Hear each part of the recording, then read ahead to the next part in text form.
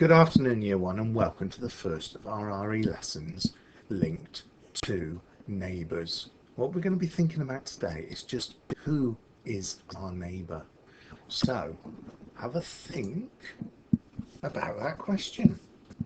Grown-ups, pause the video. You may want to write down them and you may want to encourage them to think more widely than the obvious answer. When you're ready, start the video again. Okay, so Year 1, you've probably had some brilliant thoughts about this. Let's have a look at some of the ideas that I think you may have thought of. Okay, so your immediate, most obvious answer is people you live near, people who live opposite, people who live next door to you. That's the traditional meaning of a neighbour.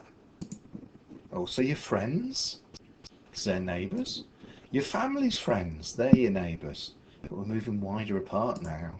People at school, they're your neighbours. Everybody you meet.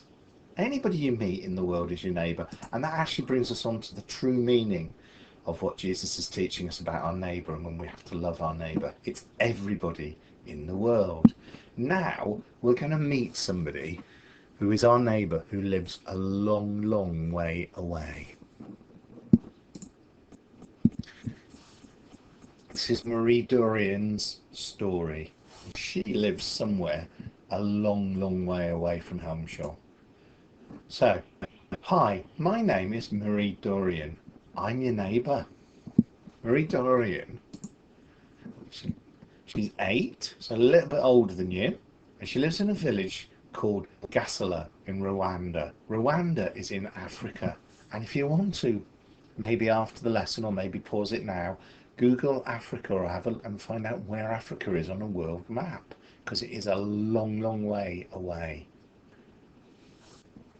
And see if you can find Rwanda with your grown-up. Right. She has a big family. There are 8 of us. Cafod has helped us to have our own house. My dad was killed. It makes me sad to think of him. Now, a few years ago, there was a big civil war in Rwanda, and that would have been when Marie's dad was killed. This is my mum, Liberati. She works really hard in the field. She sells the crops she grows to have money to buy food and to pay for me to go to school. Our mum helps me make our home happy. I bet your mum and dad do that. She shares her love, her time and her care with us all. We have lots of fun. This is my big sister Marie Claire dancing. She's 13. She helps my mum to clean the house. She loves school. We love to play with our friends. This is my sister Marie Louise. She's 10. She's playing a clapping game. Do you know any clapping games? So tell your grown-ups if you are, and maybe you'd like to play with them. This is our lunch. It's made from onions, tomatoes, potatoes and green vegetables. Yummy. What's your favourite lunch? So tell your grown-up what your favourite lunch is. I hope you enjoyed reading my story. We live far apart, but we are neighbours. We all belong to one world and one family. Okay, so we've now got some questions about... Okay, so I'm going to read through these questions and I want you to tell the grown-ups the answers, and then we'll go through the answers and then I will explain the task I want you to do today. So, where does Marie Dorian live? How old is she? How is Marie Dorian like you?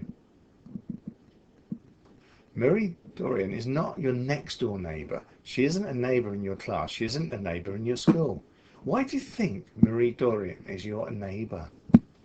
And Cafod helps our neighbours around the world, particularly those who are poor. Can you remember how Cafod helps Marie Dorian's family?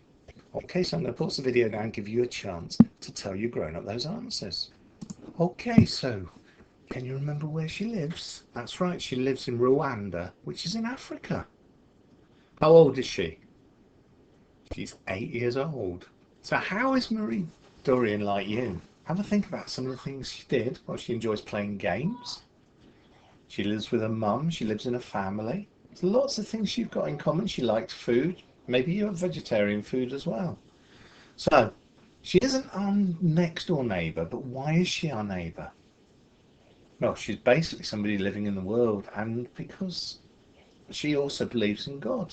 And Jesus told us to love our neighbours and told us that everybody in the world is a neighbour.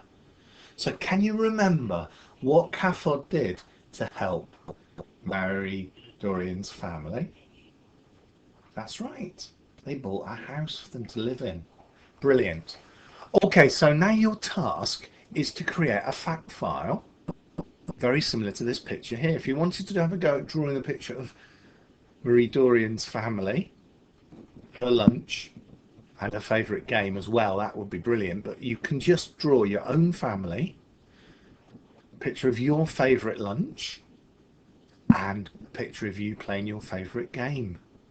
And if you'd like to, take a photograph and send that into school so that everybody in school can see what you thought, because they will be sharing their work. Okay, and that's the end of this lesson. There'll be another one along soon.